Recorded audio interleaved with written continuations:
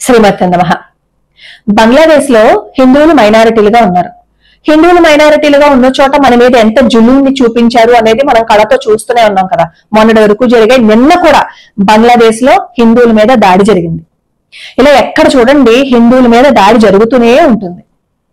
మన భారతదేశంలో మన హిందువులు మెజారిటీగానే ఉన్నాం కదా, అయినా సరే మన మీద దాడి. యూపీలో ఒకసారి మొన్న దసరా పండుగ జరుగుతున్నప్పుడు మన ఉత్సవం జరుపుకుంటుంటే హిందూ మీద కాల్పులు జరిపారు. ఆయన ప్రాణాలు తీసేశారు కదా. ఎవరు? మైనారిటీలు. మరి అలా మనం ఏం చేసినా సరే అడ్డు తగులుతూ మన వాటికి అడ్డొస్తూ మనల్ని నిందిస్తూ తిడుతూ 24 గంటలు హిందువుల్ని కాలరాసేయాలి. వక్ఫ్ బోర్డు విషయానికి వస్తే వక్ఫ్ బోర్డుకి సంబంధించి ఈ ఓవైసీ గారు ఏం మాట్లాడారు? మేము చేతులు ముడుచుకొని కూర్చున్నామా?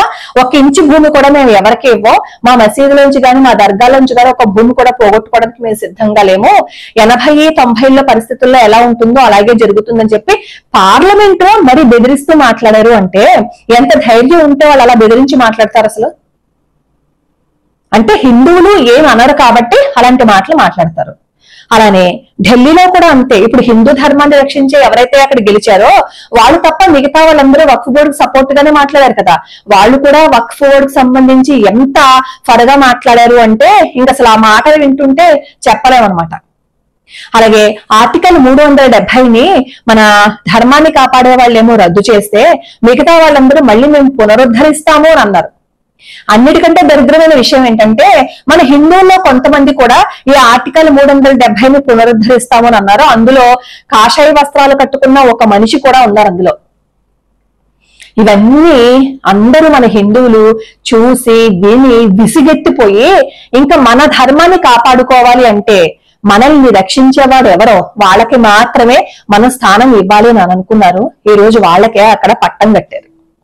మొన్నటి వరకు కూడా కుంభమేళాలో ఎంత విషం చిమ్మేశారు. ఇంత చిన్న పొరపాటు జరిగినా ఇంత పెద్ద పొరపాటు జరిగినా అసలు ఏం జరిగినా గానీ అక్కడ ప్రభుత్వ వైఫల్యమే. ఆ ప్రభుత్వం కిందకి దిగిపోవాలి. ఆ ముఖ్యమంత్రి ఉండకూడదు, ఈ ప్రధానమంత్రి ఉండకూడదు. వీళ్ళు మాత్రం గద్దెనెక్కి ఊరేగించేసి మన దేశాన్ని పక్క దేశానికి అమ్మేస్తారు. ఎందుకంటే ఎంతసేపు వీళ్ళు డబ్బులు దండుకోవడం కాబట్టి మన దేశాన్ని పక్క దేశానికి అమ్మేసి డబ్బులు తెచ్చేసుకుంటారు. వీళ్ళు ఎక్కడైనా బతికేయగలరు, కానీ హిందువులు ఎక్కడ బతుకుతాం? మనకి భారతదేశం తప్ప ఇంకోటి లేదు, మనకి హిందూ దేశం తప్ప ఇంకోటి లేదు. ఒకవేళ ఇంకెక్కడికైనా వెళ్ళినా వాళ్ళు కూడా తన్ని తెరవేస్తారు మనల్ని.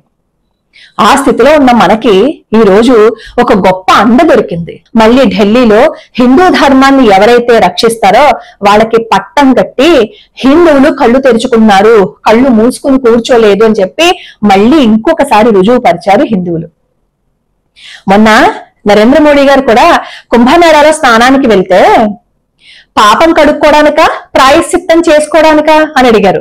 మరి అడిగిన వాళ్ళు పాపము చేయలేదా? వారి పాపం చాలా శుద్ధ పూసల్లో ఉన్నట్టున్నారు, అందుకే అలాంటి మాటలు మాట్లాడారు. మళ్ళీ ఆయన ఫొటోస్ మాత్రం ఏదైనా చేస్తే నన్నేమో ఇలా ఫోటోలు వాడుకున్నారు, నా గురించి ఇలా మాట్లాడారని కేసు ఫైల్ చేస్తారు. మరొక దేశ ప్రధాని గురించి అలా మాట్లాడచ్చా? వాళ్ళు ఎన్నైనా మాట్లాడచ్చు, వాళ్ళు ఎన్నైనా తిట్టచ్చు, అయినా మనం మాత్రం ఏమీ మాట్లాడకూడదు, ఎందుకంటే మనం హిందువులం కాబట్టి. అలానే ఢిల్లీలో మన హిందూ ధర్మాన్ని రక్షించే వాళ్ళు కాకుండా మిగతా వాళ్ళు ఉన్నారు చూసారా, వాళ్ళు రోహింగ్యాలకి బయట నుంచి వచ్చిన వాళ్ళకి ఆధార్ కార్డులు ఇచ్చారు. అలాగే ఎన్నో తాయిలాలు కూడా వాళ్ళకి లంచం చూపించారు. ఎన్ని తాయిలాలు చూపించారు అంటే ఇంకా మాటల్లో చెప్పలేమన్నమాట. అన్ని తాయిలాలు చూపించారు. ఆధార్ కార్డులు కూడా ఇచ్చి వాళ్ళ ఓట్లేవి పోగొట్టుకోకుండా గుంతగొత్తంగా వాళ్ళందరి చేత ఓట్లు వేయించుకోవాలని చెప్పి దృష్టి అంతా వాళ్ళ మీద పెట్టారు. దృష్టి అంతా వాళ్ళ మీద ఎందుకు పెట్టారు? హిందువులకి ఒక బిస్కెట్ పడేస్తే వాళ్ళు మళ్ళీ తోక ఊపుకుంటూ మనకే వచ్చి ఓట్లేస్తారు కాబట్టి వీళ్ళనేవి మనం దువ్వక్కర్లేదు, దువ్వవలసింది బయట నుంచి వచ్చిన వాళ్ళని దువ్వుకుంటే సరిపోతుందని వాళ్ళు లెక్కగట్టారు. కానీ అదే హిందువులు మాకు విశ్వాసం ఉంది, మా ధర్మాన్ని కాపాడుకోవడానికి మేము ఏదైనా చేస్తామని చెప్పి తిరగబడ్డారు.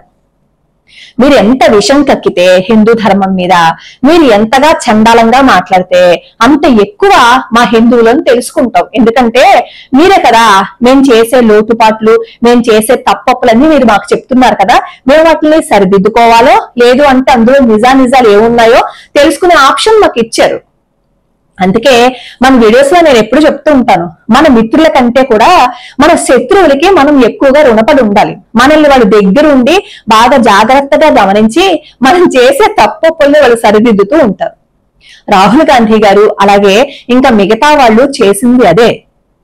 మన మీద విషం చిమ్ముతూ, మన మీద విషం కక్కుతూ, హిందూ దేవాలయాలకి రాకుండా వాళ్ళ ఆచారాలని వాళ్ళ సంప్రదాయాలని ఎప్పుడు నిందిస్తూ నిరసిస్తూ విషం కక్కటం వల్లే హిందువులు నిజం తెలుసుకున్నారు. ప్రత్యేక ధన్యవాదాలు తెలుపుకుంటున్నానండి. ఎందుకంటే మా హిందూ ధర్మాన్ని రక్షించే పార్టీ ఈ రోజు అక్కడ నిలబడింది అంటే మీరు కక్కిన విషం అన్నమాట. ఆ విషయాన్ని చూసి మా హిందువులు కళ్ళు తెరుచుకున్నారు.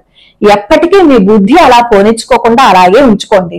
అది మా హిందువులు తెలుసుకుంటారు. ఇకపై ఇంకా మీరు కట్టే విషయాన్ని కూడా తెలుసుకుని మొత్తం భారతదేశం అంతా కాశ్మీర్ నుంచి కన్యాకుమారి వరకు హిందూ ధర్మాన్ని రక్షించే వాళ్లే ఇకపై పరిపాలనలోకి రావాలని భగవంతుణ్ణి మనస్ఫూర్తిగా కోరుకుంటున్నాను. లోకా సమస్తా సుఖినో భవంతు, సర్వే జనా సుఖినో భవంతు.